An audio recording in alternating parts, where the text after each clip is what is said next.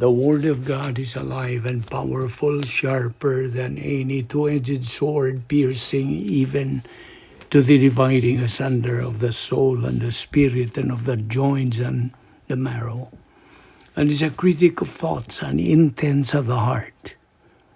Every word of God is pure. He is a shield unto them that put their trust in Him.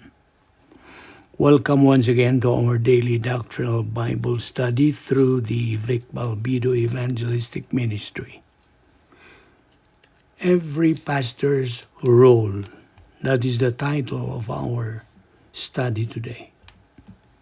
First of all, the primary role of every pastor is to feed his sheep.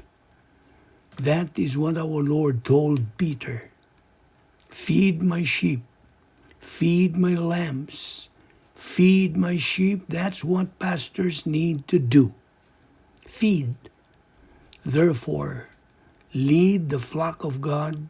That is our calling as pastors. And in fact, it's explicitly spelled out.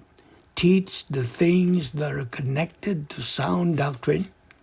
And to do that, we have to study to show yourself approved unto God, a workman that needeth not to be ashamed, but rightly dividing the word of truth. If you are not rightly interpreting the word of God and not feeding your flock, Paul says you should be ashamed. That's the role of every pastor, to teach. Let me stretch that a little bit.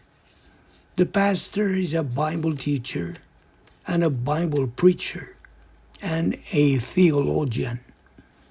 A pastor is primarily a teacher and preacher of God's Word, and that makes him a theologian. And he is the theologian that touches the people, that teaches the church. And who is the church? Every believer in Christ is the church.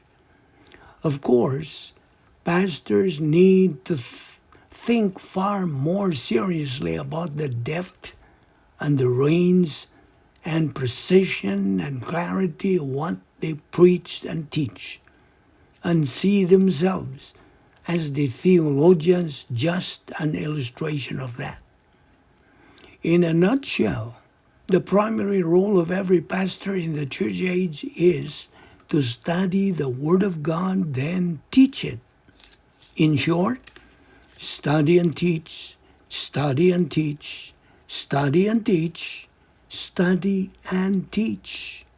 Study the Word of God seriously and teach it accurately. Mark that word, accurately.